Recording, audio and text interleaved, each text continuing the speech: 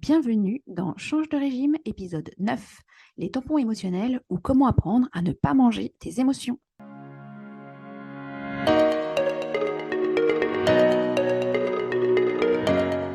Bonjour et bienvenue dans Change de régime, le podcast pour changer ta relation à la nourriture durablement dans l'amour de toi. Je suis Anne-Lise Paillard, coach de vie certifiée pour ALE Coaching, et dans chaque épisode, je te donne les clés pour perdre du poids durablement en allant voir les causes du problème. Au-delà de ce que tu manges, pourquoi tu manges. Si tu as déjà pensé que le Nutella était plus fort que toi, tu es au bon endroit. Je veux t'aider à trouver comment tu veux manger pour te nourrir et te faire plaisir, pour en finir avec l'alimentation émotionnelle et compulsive, changer ton régime de croyances et de pensée. Et si c'était facile de perdre du poids, c'est ce que je veux te faire découvrir dans ce podcast. Parce que perdre du poids, c'est possible pour toi. Dans l'épisode précédent, je t'ai parlé des 4 façons de manger. Pour se nourrir, pour se faire plaisir, dans le brouillard et dans une tempête. Nous avons vu aussi que si tu apprends à reconnaître dans quelle catégorie tu manges, cela pourra te permettre de changer éventuellement pour privilégier les 2 premières catégories et trouver l'équilibre que tu souhaites pour manger pour te nourrir et te faire plaisir. Aujourd'hui, je vais te parler un peu plus précisément de ce que tu peux faire quand tu manges dans le brouillard ou dans une tempête. Parce que, encore une fois, ça arrive et ça arrivera encore. Tu es humaine et je ne suis pas certaine que ce soit possible de ne pas tamponner. Je vais donc te parler de ce qui se met en travers de ta route et t'empêche de manger pour te nourrir et te faire plaisir, les tampons émotionnels et l'importance de vivre tes émotions. Pourquoi c'est important ? La plupart d'entre nous n'apprennent pas à gérer leurs émotions. Et on ne nous apprend pas non plus que l'inconfort est une valeur et une partie nécessaire de l'expérience humaine. Sans tristesse, nous n'avons pas de cadre de référence pour le bonheur. Mais personne ne nous dit que la moitié de nos vies sont censées être des émotions négatives et que ce sont ces émotions négatives qui rendent possibles les émotions positives. Donc, parce que nous croyons que nous devrions être heureux tout le temps, et puisque nous n'avons pas appris à accueillir les émotions négatives, nous leur résistons ou essayons d'engourdir ou d'éviter ces émotions avec de la nourriture. Ou autre chose d'ailleurs. On peut également tamponner avec son téléphone, la télé, les séries, sa carte bleue, et j'en passe. En fait, face à une émotion, on peut avoir 3 types de réponses. On peut les fuir, les éviter. 2, on peut les repousser. 3, on peut les vivre. Premier type de réponse, quand tu fuis, évites tes émotions, tu les contournes. Tu fais comme si elles n'étaient pas là et tu les remplaces par autre chose. Tu vas par exemple aller manger un paquet de cookies pour ne pas ressentir la tristesse ou la colère. Deuxième type de réponse, tu peux aussi leur résister. Quand tu leur résistes, tu ne les autorises pas à être là. Tu fais comme si elles n'existaient pas, c'est quand tu penses que tu n'as pas le droit, que tu ne devrais pas te sentir triste ou en colère. Mais c'est seulement dans le 3e type de réponse, quand tu vis tes émotions, que tu les ressens, qu'elles peuvent vraiment passer. Et c'est aussi pour ça que c'est important. Parce que si tu ne les vis pas, elles vont revenir 2 fois plus fortes. Si tu les jettes par la fenêtre, elles reviendront par la porte. Si tu les jettes par la porte, elles reviendront par la fenêtre. C'est un peu comme quand tu jettes une balle de tennis contre un mur, elle rebondit et elle te revient dans la figure. Ou quand tu veux éviter ou repousser tes émotions, aussi quand tu prends un ballon, tu essayes de le mettre dans l'eau, tu arrives à un petit moment, tu résistes, mais à un moment, l'eau est plus forte que toi et le ballon te revient en pleine figure. Si tu ne vas pas voir ce qui se passe, si tu ne traites pas le problème, il va revenir. Et c'est aussi une autre analogie que j'aime bien, c'est un peu comme si tu avais une plaie et que tu ne la soignes pas. Tu mets juste un pansement dessus sans désinfecter. La plaie va vraiment s'infecter et continuer à gratter jusqu'à devenir insupportable. Et c'est ça que j'appelle un tampon émotionnel. Le tampon, c'est quand on se sert de la nourriture ou du téléphone, du jeu, des achats compulsifs pour éviter, repousser ou fuir une émotion et plutôt aller te procurer un plaisir immédiat. N'oublie pas que ton cerveau primaire est porté par ce que j'appelle la triade motivationnelle. Il recherche le plaisir, veut éviter la douleur et être efficace. Et pour cela, il crée des raccourcis. Prenons un exemple. Imaginons que tu as prévu de faire une tâche comme préparer une réunion ou payer tes impôts.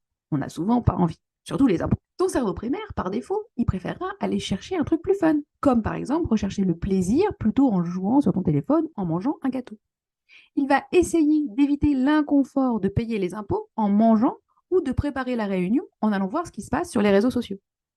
Et comme il veut être efficace, il va se rappeler que la dernière fois que tu as voulu faire quelque chose de déplaisant, enfin que toi tu penses comme déplaisants, va savoir, il y a peut-être des personnes qui kiffent de payer leurs impôts, tu as joué au téléphone et que ça t'a soulagé, du moins temporairement. Et c'est pour cela qu'il va créer un raccourci et de façon automatique te proposer d'aller manger ou jouer plutôt que d'aller payer tes impôts ou préparer ta réunion.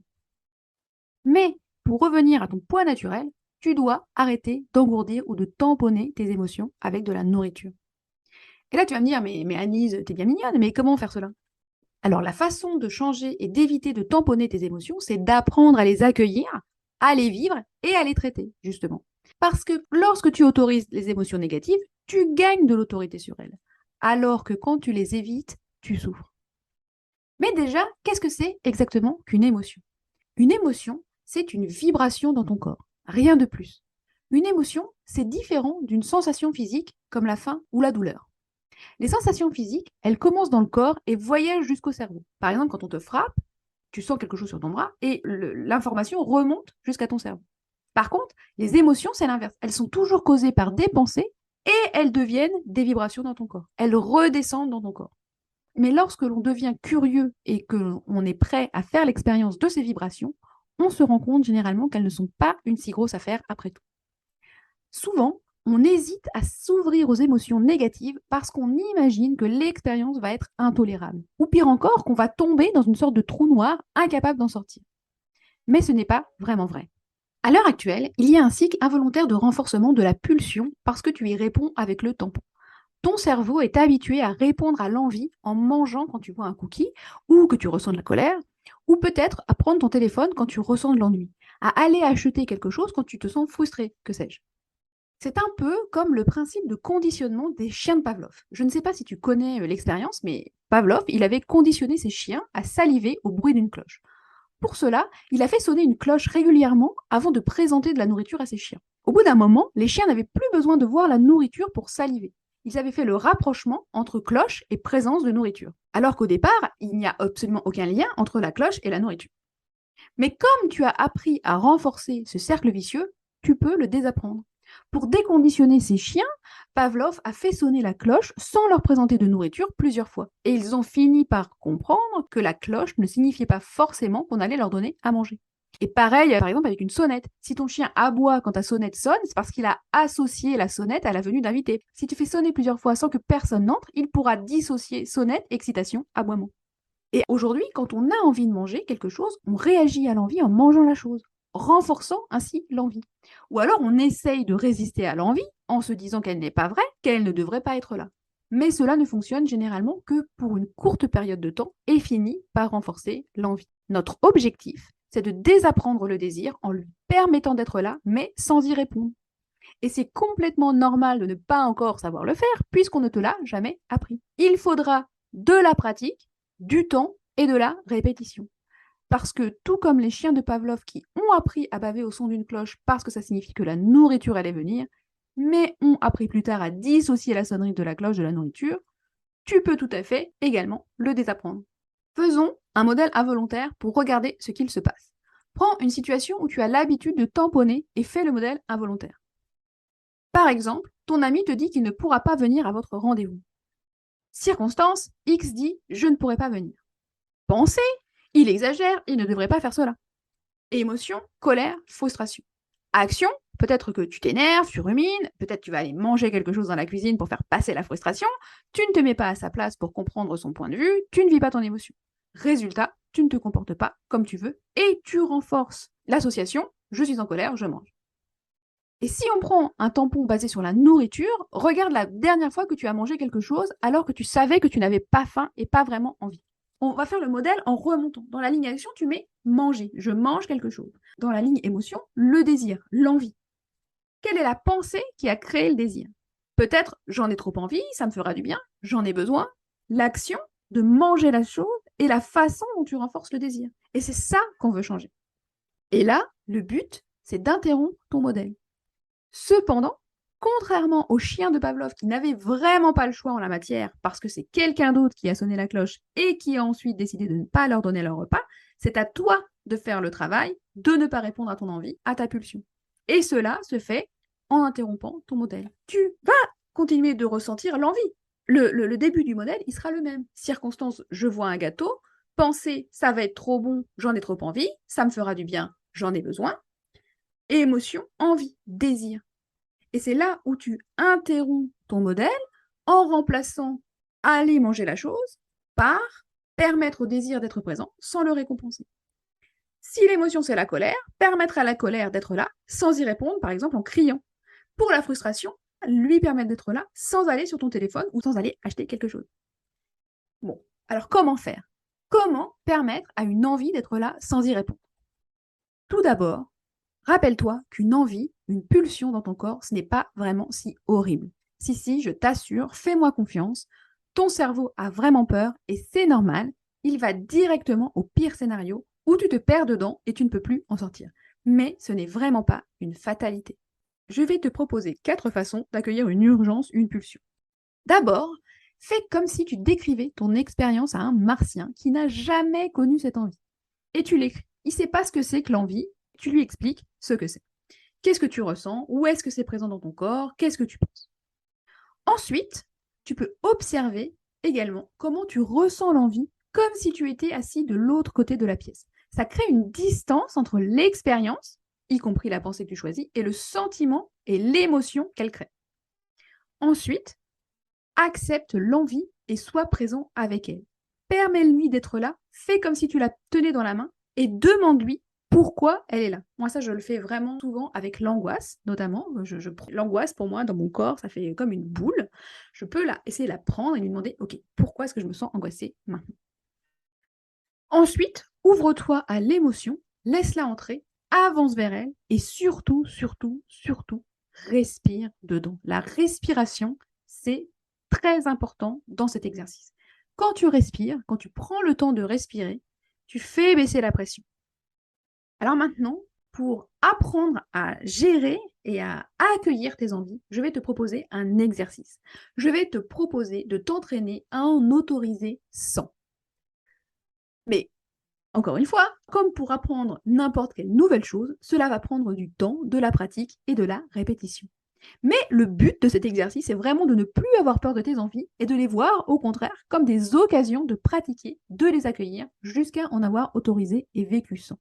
Et je t'assure que tu ne seras pas la même personne après avoir accueilli 100 fois une urgence ou une pulsion. Et si 100, ça te semble beaucoup, commence par 25, hein, c'est déjà bien. On peut scaler l'objectif. Et évidemment, ça n'a pas besoin d'être 100 fois de suite. Une émotion accueillie est une émotion accueillie. C'est une fois de plus où tu as renforcé ton nouveau comportement, ton nouveau modèle. Et si tu es prête à relever ce défi, il te suffit d'une feuille, d'un carnet, d'un Google Doc ou même d'un fichier sur ton téléphone.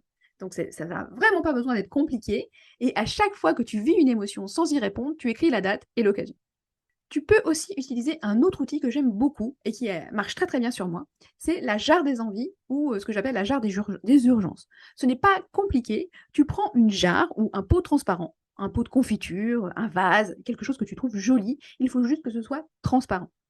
Et à chaque fois que tu vis une émotion sans y répondre, sans la tamponner, tu mets une petite bille de verre dans la jarre. Alors les petites billes de verre, tu les trouves très facilement dans un magasin d'objets. Et si tu ne trouves pas les billes de verre, tu peux toujours prendre des perles, des cailloux, des bouts de papier. Une de mes coachées, elle prenait même des pompons. Ne va pas te dire que tu peux pas le faire parce que tu n'as pas les outils. Non. Ne va pas me chercher des excuses pour ne pas commencer. Tu peux commencer dès aujourd'hui avec un pot de confiture et des bouts de papier. L'idée de cette jarre, c'est que ton cerveau primaire adore les récompenses. Donc, il voudra que cette jarre se remplisse. Et il aura son petit shot de dopamine à chaque fois que tu mettras une bille de verre dans ta jarre. Je sais, ça paraît incroyable, ça paraît fou, mais ça marche. C'est un peu comme quand tu passes un niveau dans Candy Crush, et tu as un petit shot de dopamine, tu veux passer un autre niveau. Là, c'est pareil. Là, tu vas vouloir mettre tes billes dans ta jarre. Et en plus, tu pourras voir tes progrès. Tu pourras voir se remplir ta jarre et progressivement regarder toutes les fois où tu as réussi. Et ça, c'est génial, surtout quand ton cerveau t'amène que tu n'y arrives jamais. Parce que tu peux lui dire, non, regarde, c'est pas vrai, on a réussi 2, 3 fois. Et en plus, ça matérialise toutes les fois où tu n'as pas mangé, où tu as vécu ton émotion. Et en plus, moi, personnellement, je trouve ça assez joli. Donc, pour récapituler, les tampons émotionnels, c'est quand tu te sers d'un élément extérieur comme la nourriture pour éviter, fuir ou repousser une émotion.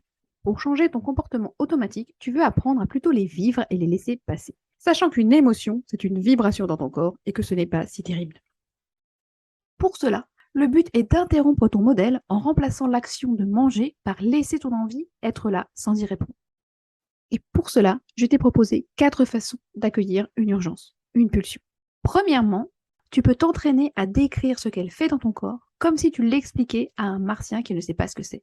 Explique où tu la ressens dans ton corps, si elle bouge, si elle est dure ou molle, de quelle couleur elle est. Deuxièmement, tu peux aussi observer comment tu ressens l'envie comme si tu étais assis de l'autre côté de la pièce pour créer une distance entre l'expérience et l'émotion qu'elle crée. Troisièmement, accepter l'envie et être présente avec elle, lui permettre d'être là en te disant par exemple « Bien sûr que j'ai envie de ce gâteau », fais comme si tu la tenais dans ta main et tu lui demandes pourquoi elle est là. Et enfin, quatrièmement, t'ouvrir à l'émotion et respirer dedans. Et tu peux faire cela avec toutes les émotions.